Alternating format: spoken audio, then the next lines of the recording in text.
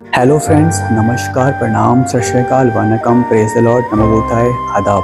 Welcome to our channel के soul consciousness. मनुष्य के परिचय की शुरुआत भले ही उसके चेहरे से होती हो, लेकिन उसकी संपूर्ण पहचान उसके वाणी और विचारों से होती है। लेकिन फिर भी हम आज मनुष्य अपने इस शरीर में, इस देह अभिमान में इतना लिप्त हो चुके हैं कि हमेशा शरीर के बारे में ही सोचते हैं। Body consciousness, health consciousness and soul consciousness, इन अलग अलग चीज़ें हैं। जब हम अपने शरीर को ही चमकाने में लगते हैं, इसको अच्छा दिखाने की कोशिश करते हैं हमेशा, तो उसको बोलते हैं बॉडी कॉन्शियसनेस। हेल्थ कॉन्शियसनेस, जब हम खुद को फिट रखते हैं, एक्सरसाइज करते हैं, नपा तोला खाते हैं, न्यूट्रिशन डाइट लेते हैं अपने आहार में, तो यह है हेल्थ कॉन्शियसनेस। और थर्ड वन, सोल कॉन्शियसनेस, जब हम अपनी आत्मा को समझते हैं, आत्मा की शक्तियों को, आत्मा के गुणों को समझते हैं, आत्मा की इस शरीर में कितनी वैल्यू है, तवज्जो है, इन बातों को समझते हैं, इसको बोलते हैं सोल कॉन्शियसनेस।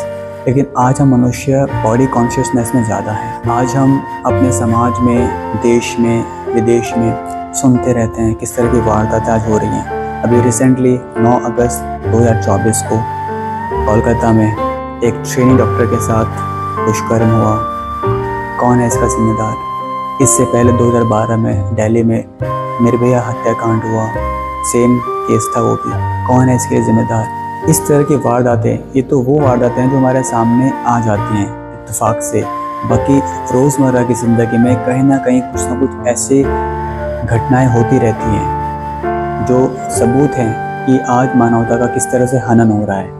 आज हम दिखावे की ज़िंदगी को जीना पसंद ज़्यादा करते हैं, अपने जीवन का दूसरे के जीवन से तुलनाएं करते हैं, अपने जीवन को कंफर्टेबल जोन में बना के रखने की कोशिश करते हैं, सुख सुविधाओं की चीज़ों के पीछे भागते हैं। तो इन सब बातों की मुख्य वजह है देह अभिमान, शरीर का घमंड। आज हम मनुष्य अपने शरीर के बारे में ज़्यादा सोचते हैं, अपनी कर्म इंद्रियों के बारे में ज़्यादा सोचते हैं, और जिन चीज़ों के बारे में हम ज़्यादा सोचते रहेंगे, वही बातें हमारे चेतन मन में घूमती रहती है, और वो बातें जो घूमती रहती हैं वो अवचेतन मन को ट्रांसफ़र हो जाती है, और अवचेतन मन एक्शन कर देता है। तो जैसी हमारी सोच होती है वैसे हमारा कर्म होता है। अपनी सोच को अच्छा करना बहुत ज़रूरी है। आज हम सोशल मीडिया में, इंटरनेट में सिर्फ गलत चीज़ें ही देखते हैं। हमारी सोच पॉल्यूट हो रही है। अच्छी सोच रखने के लिए हमको अच्छा कुछ देखना होगा, हमको आध्यात्मिकता से जुड़ना होगा। जब हम अपने शरीर के बारे में ज़्यादा सोचते हैं, अपने विषय इंद्रियों के बारे में ज़्यादा चिंतन करते हैं, तो हमको वैसा ही कुछ करने का मन करता है। इसको बोलते हैं कॉन्टेम्पलेशन। तो कॉन्टेम्पलेशन होती है तो फिर वैसा ही करने का मन करता है, तो उस तरह की आसक्ति हमें आ जाती है, उस तरह की अटैचमेंट हमको आ जाती है, और फिर हम लस्ट की तरफ बढ़ जाते हैं। सबसे बुरा विकार है काम, उसके बाद क्रोध, लोभ, मोह, अहंकार। इन 5 विकारों ने हमारी इस आत्मा को अपवित्र कर दिया, पतित कर दिया आज। तो आज हमको अपनी इस आत्मा को पवित्र करना है, इन विकारों से मुक्त करना है। अपनी इस आत्मा को परमात्मा से जोड़कर हम अपनी आत्मा को मजबूत कर सकते हैं, उसके गुणों को बढ़ा सकते हैं। आत्मा की 3 शक्तियाँ होती है, मन, बुद्धि और संस्कार। हमारे मन में विभिन्न प्रकार के सकारात्मक, नकारात्मक, टॉक्सिक, पॉजिटिव, नेगेटिव थॉट्स चलते रहते हैं, विचार चलते रहते हैं। बुद्धि का काम होता है कि उन विचारों में से सही विचारों को चुनना।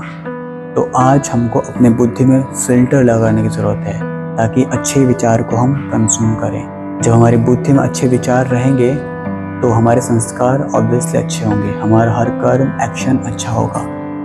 इंटरनेट का इस्तेमाल हम अच्छे कामों के लिए भी करते हैं और बुरे कामों के लिए भी करते हैं। हमारी सोच पे डिपेंड करता है कि हम उसका किस तरह से इस्तेमाल करते हैं। आज हमारी सोच अपवित्र है। हमने अपने आप को देह अभिमान में, इस शरीर में इतना लुप्त कर दिया कि हमको कुछ और दिखाई देता नहीं। जिस समय आपके मन में गलत ख्यालात आए, गलत विचार आए अपने प्रति या किसी और के प्रति भी, तो उस वक्त अपने आप को गॉड, ईश्वर, अल्लाह, भगवान, वाहेगुरु की याद में लगा दो, मेडिटेशन करना शुरू कर दो, ताकि आपकी सोच पवित्र हो जाए, आपकी आत्मा मजबूत हो जाए। आज हमको अपनी रचना और अपने रचयिता को भी समझना बहुत ज़रूरी है। हम मनुष्य की रचना कैसे हुई? हम मनुष्य के पास एक शरीर है और आत्मा है, दोनों का महत्वपूर्ण योगदान है हमारे जीवन में।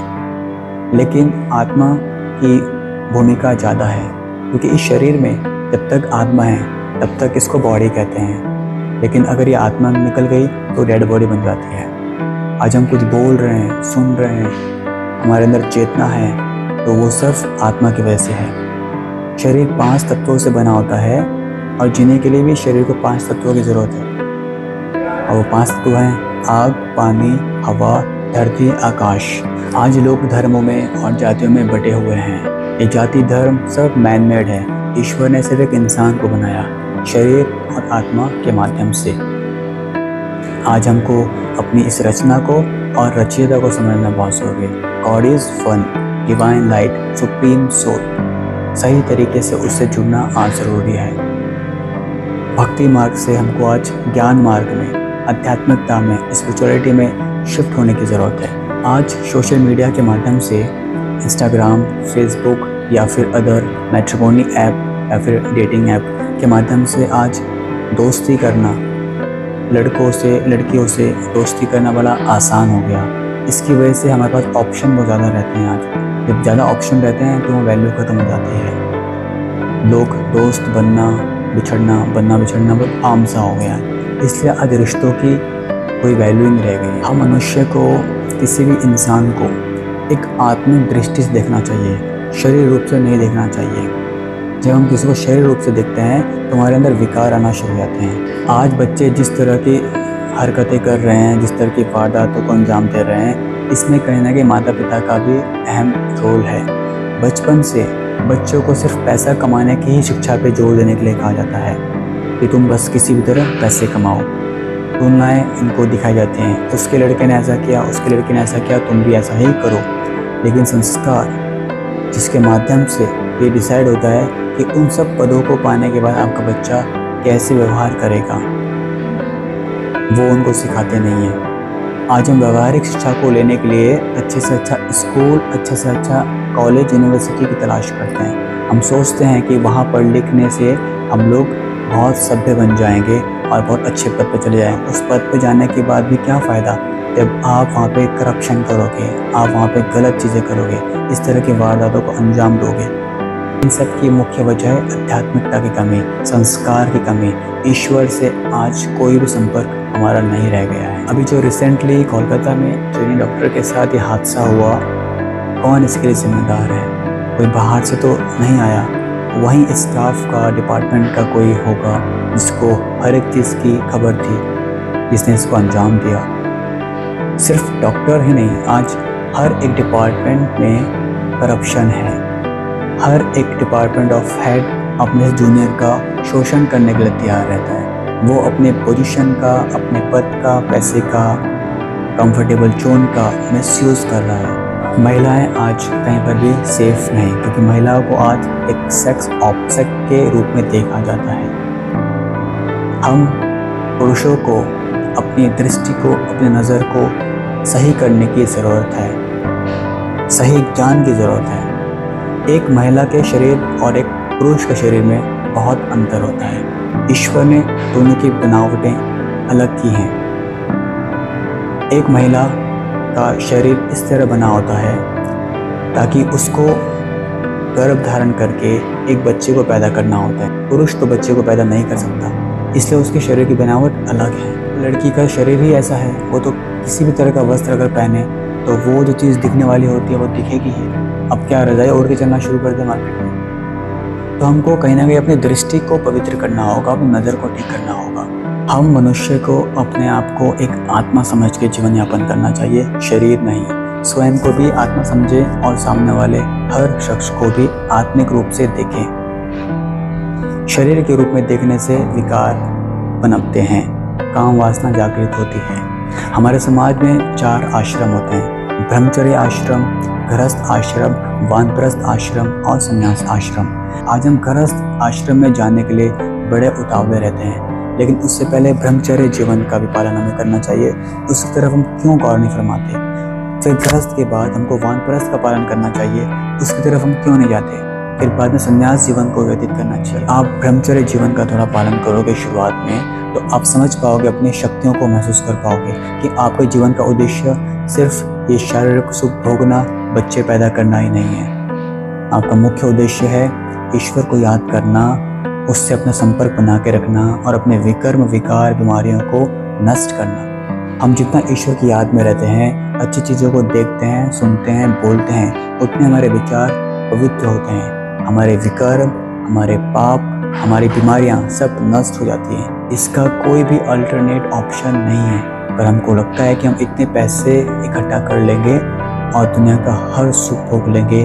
आप अच्छा शरीर पैसे से नहीं पा सकते, आप अच्छे रिश्ते पैसे से नहीं पा सकते, आप अच्छे सोच पैसे से नहीं पा सकते। इन सब चीज़ों के लिए आपको अपनी वाणी और विचारों को पवित्र करना होगा, और ये संभव है अच्छी चीज़ों को अपनी आदत बनाने से। अब वो होगा ईश्वर से सही रूप में जुड़ने से। माता पिता को बचपन से ही अपने घर का परिवेश आध्यात्मिक रखना चाहिए, ताकि आपके बच्चों के अंदर वो संस्कार जाएं बचपन से। उनको ज़िंदगी की, रिश्तों की, चीज़ों की वैल्यू को समझाया जाए। बोला भी जाता है पहले गुरु, अध्यापक माता पिता ही होते हैं। माता पिता घर में बच्चों को काफ़ी कुछ सिखा सकते हैं जो अध्यापक स्कूल कॉलेज में नहीं सिखा सकते। पर आज माता पिता ने अपने बच्चों को हवाले कर दिया है स्कूल, कॉलेज, यूनिवर्सिटी के, कि जाओ वहाँ पे शिक्षा हासिल करो और पैसा कमाओ, जॉब करो, बिजनेस करो, कुछ भी करो। आज बच्चे वही कर रहे हैं, देश में विदेश में जाके पैसा कमा रहे हैं, लेकिन उनको रिश्तों की वैल्यू नहीं पता, उनको माता पिता का सम्मान नहीं पता, उनको पैसे का सही इस्तेमाल कैसे करना है वो तक नहीं पता। तो उस पद में जाने का क्या फ़ायदा, उस पैसे कमाने का क्या फ़ायदा। आज वही माता पिता विलाप करते हैं जो बच्चे उनको छोड़ के विदेश में रह रहे हैं, वो उनसे मिलने तक नहीं आ पाते, वो वहीं पे शादी विवाह करके अपने जीवन को बसा रहे होते हैं। और उनके माता पिता बड़े बड़े घरों में आज नौकरों के भरोसे अपना जीवन यापन कर रहे हैं, और उनको अफसोस होता है कि क्यों हमने अपने बच्चे को संस्कार नहीं दिए, आध्यात्मिक ज्ञान नहीं दिया। आज विदेश में रहने वाले लोग हमारे कल्चर को फॉलो कर रहे हैं और हम लोग उनके वेस्टर्न कल्चर को फॉलो कर रहे हैं, उनकी तरह बोलना, पहनना, घूमना। देखा होगा आपने ऋषिकेश में, मनाली में, वृंदावन में, आज वो फॉरेनर्स आके भजन कीर्तन करते हैं, सुमिरन करते हैं। हमारी तरह वो ड्रेसअप करके कीर्तन करते हैं और हम उनकी तरह इंग्लिश गानों में डांस करना, उस तरह के शॉर्ट कपड़े पहनना, उस तरह के खाना पीना करना, उस तरह के जीवन को यापन करना। तो ये सभी बातें विनाश की ओर संकेत कर रही हैं। जीवन यापन के लिए पैसा ज़रूरी है, लेकिन एक सुख, शांति, आनंद भरा जीवन, संतुष्ट जीवन पाने के लिए संस्कार और आध्यात्मिकता की ज़रूरत है। किस तरह से उस पैसे का उपयोग करना है, कहाँ उपयोग करना है, उन सब का आपको ज्ञान मिलेगा आध्यात्मिकता से, ईश्वरीय ज्ञान से।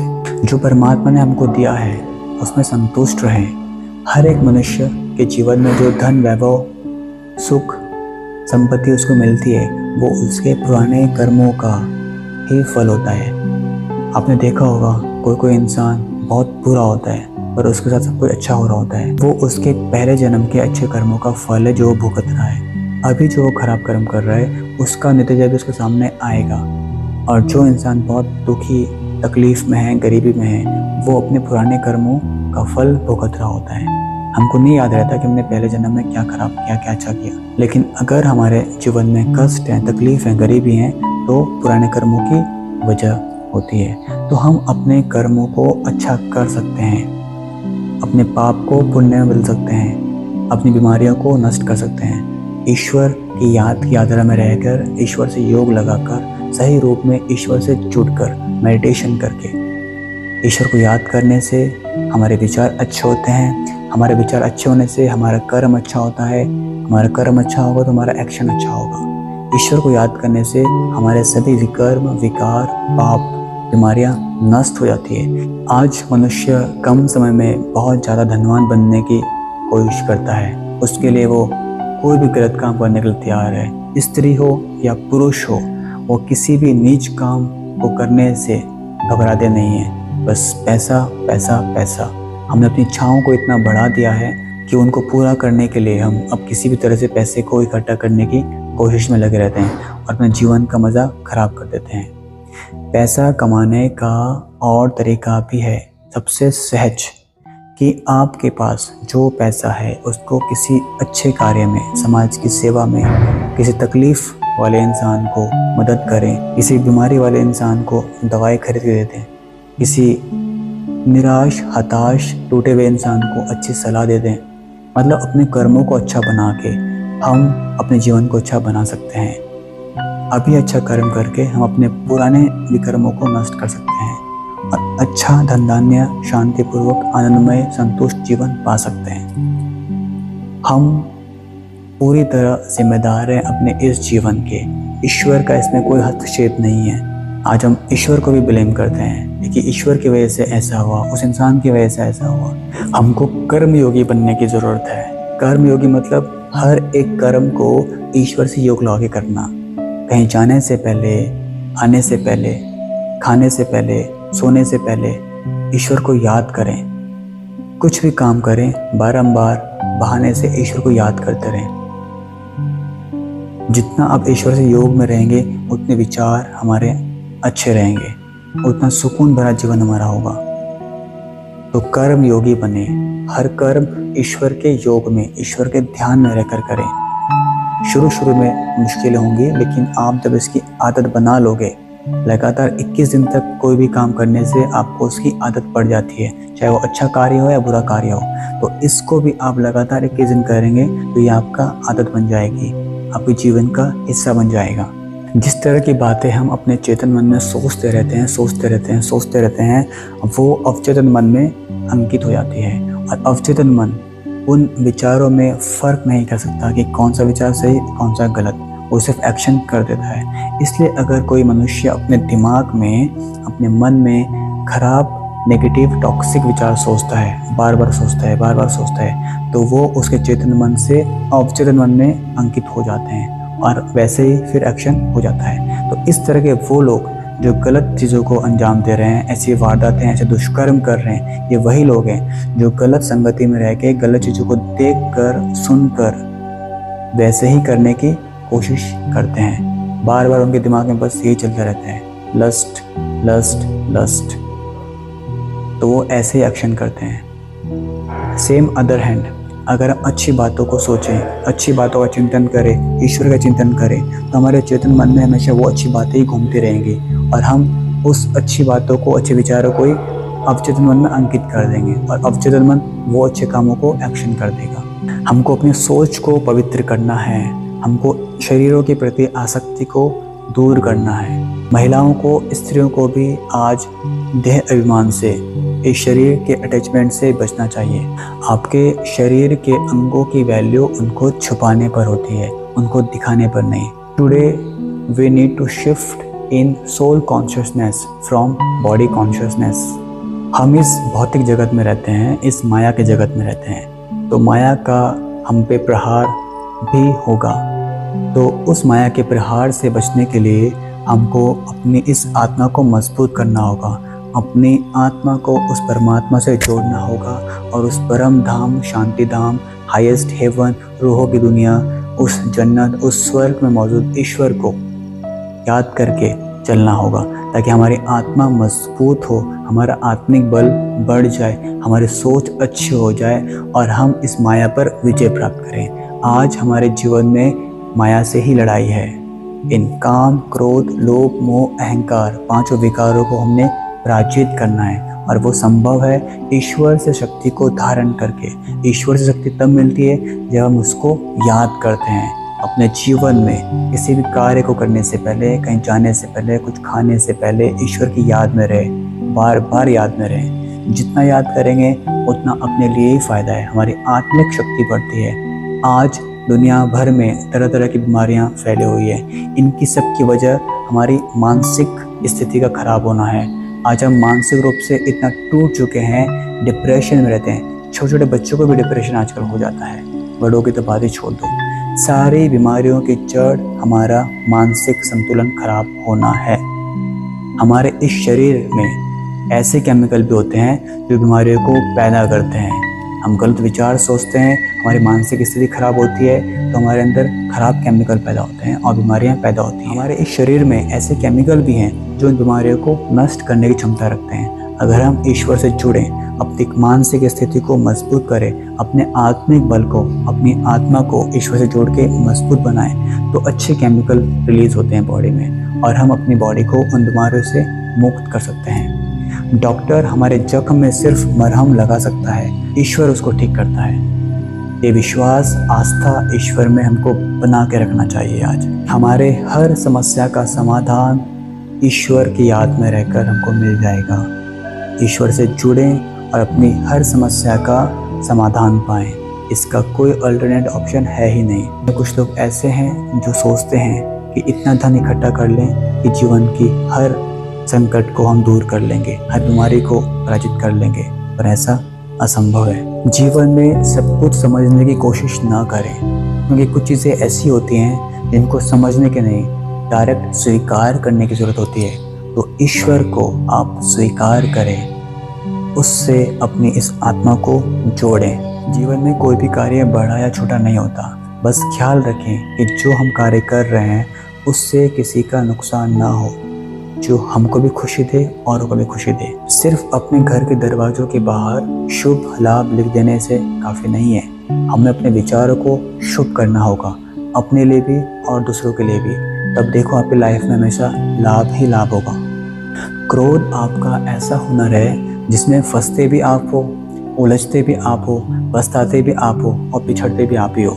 इसलिए क्रोध ना करें, गुस्से को छोड़ें। पहले ज़माने में लोग इतने पढ़े लिखे नहीं होते थे, लेकिन उनको आध्यात्मिक ज्ञान था, संस्कार थे, तो ऐसे हादसे नहीं होते थे।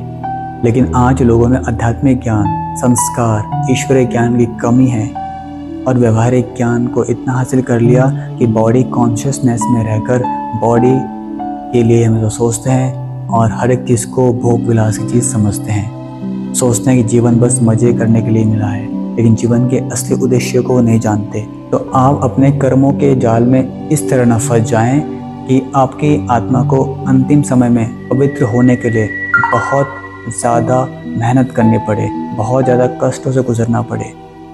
अगर आप अच्छे कर्म करेंगे, ईश्वर की संगति याद में रहेंगे, तो आपका विकर्म नष्ट हो जाएगा और आपके कर्म अच्छे होंगे, ताकि आपकी आत्मा पवित्र बनेगी और इजीली बिना ज़्यादा कष्ट भोगे आप इस शरीर को त्याग के वापस अपने परम धाम चले जाओगे, जहाँ से आत्मा आती है।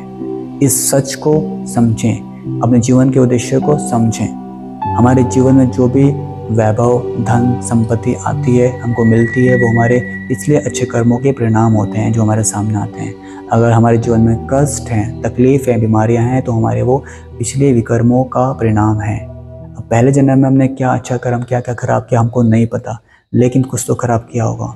इसलिए हमको अब ईश्वर से जुड़ के इस जन्म में अच्छा कर्म करना है, ताकि ईश्वर की याद में रह के, ईश्वर की याद की यात्रा में रह के, योग में रह के हम अपने सभी विकर्मों को, पापों को नष्ट कर दें और इस जन्म के लिए प्लस अगले जन्म के लिए अच्छे प्रारब्ध इकट्ठे करें, ताकि इस जन्म में भी अच्छा रहे और शरीर छोड़ने के बाद हमारी आत्मा को तिरस्कार न सहना पड़े।